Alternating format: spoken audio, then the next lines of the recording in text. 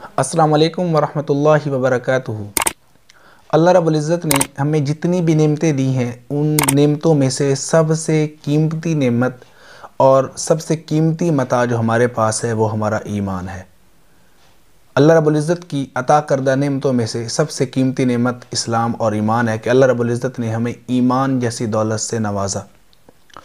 اب جس طرح ہر چیز کو پرکھنے کا، جانچنے کا ایک آلہ ہوتا ہے کہ آیا یہ صحیح ہے یا غلط ہے، اصل ہے یا نقل ہے، یہ کھری ہے یا کھوٹی ہے، اس کو پرکھنے کے لیے کوئی نہ کوئی آلہ، زاویہ، کسوٹی، کوئی نہ کوئی چیز ہوتی ہے جس کے ذریعے اس کو پرکھا جاتا ہے۔ تو اس کو پرکھنے کے لیے کہ آیا ہم اہل ایمان ہیں بھی صحیح یا نہیں ہے، یا صرف ہم نے اپنے آپ کو صرف کلمہ پڑھ لینے سے ہی اہل ایمان اپنے آپ کو تصور کر لیا ہے، تو اس کو پرکھنے کا جو زاویہ ہے، جو آلہ اور کسوٹی ہے، وہ میں آپ حضرات کے سامنے عرض کرنا چاہتا ہوں۔ وہ آقا علیہ الصلوۃ والسلام کے یہ دو فرامین ہیں۔ آقا علیہ الصلوۃ والسلام نے فرمایا، المؤمن فی المسجد کالسمک فی الماء، کہ مومن مسجد میں ایسے ہوتا ہے جیسا کہ مچھلی پانی میں۔ اور جو مومن کے اپوزٹ کیا ہے؟ منافق۔ تو اس کے بارے میں آپ نے فرمایا کہ المنافق فی المسجد کالطیر فی القفص، کہ منافق مسجد میں اسی طرح ہوتا ہے، اسی طرح فیل کرتا ہے، محسوس کرتا ہے جیسا کہ پرندہ اپنے آپ کو پنجرے میں۔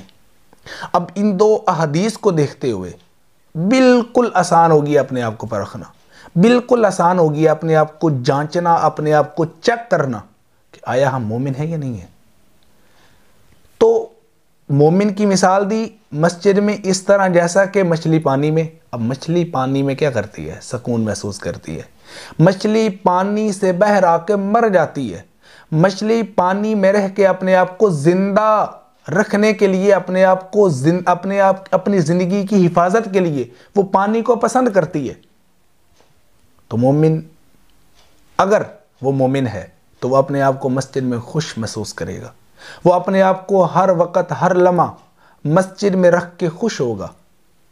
اور اس کے لیے یہ ضروری نہیں ہے کہ وہ ہر لمحہ مسجد میں بیٹھا رہے، جو نہیں بیٹھے گا وہ مومن نہیں ہے۔ بلکہ اگر ایک بندہ ایک نماز پڑھتا ہے اور وہ انتظار میں رہتا ہے کہ کب میرے رب کا بلاوا آتا ہے، میں دوبارہ جاتا ہوں اللہ کے گھر میں، تو اس کا یہ انتظار کرنا یہ بتا رہا ہے کہ وہ کتنی محبت کرتا ہے مسجد کے ساتھ، وہ کتنی محبت کرتا ہے اللہ کے احکام کے ساتھ۔ اور اگر کوئی انسان مسجد میں جانا بہت عجیب محسوس کرتا ہے، اگر کوئی اس کو کہتا ہے اور وہ نہیں جاتا، کہنے کے باوجود مختلف ہیلے کرتا ہے، بہانے کرتا ہے اور مسجد میں جانا اپنے آپ کو پسند نہیں کرتا، تو اس کی مثال آپ علیہ الصلوۃ والسلام کا دوسرا فرمان ہے کہ منافق مسجد میں اس طرح جیسا کہ پرندہ قفس میں، قید میں، پنجرے میں۔ جس طرح پرندہ اپنے آپ کو قید میں نہیں رکھنا چاہتا، وہ چھٹکارا چاہتا ہے، اگر پھنس جائے کہ کسی طرح سے وہ آزادی میں جائے، وہ اس قید سے نکل جائے، تو منافق کی یہ مثال ہے کہ وہ مسجد میں اگر چلا بھی جائے کسی وجہ سے تو ہر لمحہ، ہر آن اس کی یہ تقاضا ہوتی ہے کہ کسی طرح سے وہ یہاں سے باہر نکل جائے۔ تو آج اگر ہم اپنے آپ کا محاسبہ کریں، اپنے آپ کو چیک کریں، تو پتہ چل جائے گا کہ آیا ہم مومن ہیں یا منافق ہیں۔ ہم مسجد میں جاتے ہیں، چند لمحے امام کا انتظار کرنا دشوار ہو جاتا ہے۔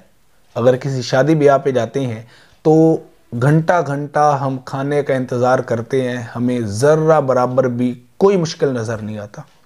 ہم جمعہ کے لیے جاتے ہیں، چونکہ آج جمعہ کا دن تھا تو اسی مناسبت سے میرے ذہن میں آیا کہ ہم دیکھتے ہیں کہ بالکل عین ٹائم پہ کتنی دفعہ ان کو بتایا جاتا ہے، سمجھایا جاتا ہے کہ جلدی آنے کی کیا فضائل ہیں، کتنا کچھ ان کو سیکھنے میں مل جاتا ہے، لیکن اس کے باوجود جو ٹائم فکس ہوتا ہے اس سے 5 یا 10 منٹ پہلے انسان جو ہے وہ مسجد میں داخل ہوتا ہے صرف جمعہ پڑھنے کے لیے۔ اور اگر تقریر کرتے ہوئے کچھ منٹ زیادہ ہو جائیں تو ان کی حالت دیدنی ہوتی ہے، عجیب ہوتی ہے کہ یہ کیا ہو گیا۔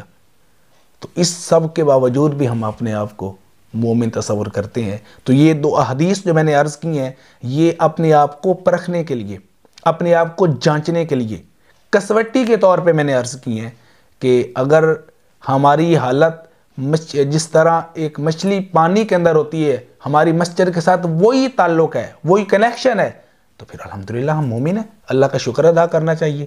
اور اگر ہماری حالت اس پرندے والی ہے جو قید میں رہ کے جس طرح وہ اپنی کیفیت کو محسوس کرتا ہے، تو پھر اپنے آپ کو چیک کرنا چاہیے، ری چیکنگ، چیک اینڈ بیلنس اپنا کرنا چاہیے کہ یہ کیا ہے، اپنے آپ کو تبدیل کرنا چاہیے، تبدیل کرنے کی کوشش کرنی چاہیے۔ یہ زندگی عارضی ہے، نہیں پتہ کب ختم ہو جائے، دراصل ہماری اگلی زندگی ہے۔ اہل ایمان ہونے کے لحاظ سے ہمارا نفع، نقصان، کامیابی، جو ناکامی کا انحصار ہے وہ آخرت پہ ہے۔ اللہ رب العزت ہمیں پکا، سچا، اصل مومن بنائے اور دین، شریعت اور ایمان کے ساتھ زندگی گزارنے کی اور اس کے ساتھ ہمیں موت نصیب فرمائے۔ وآخر دعوانا الحمدللہ رب العالمین۔ السلام علیکم ورحمۃ اللہ وبرکاتہ۔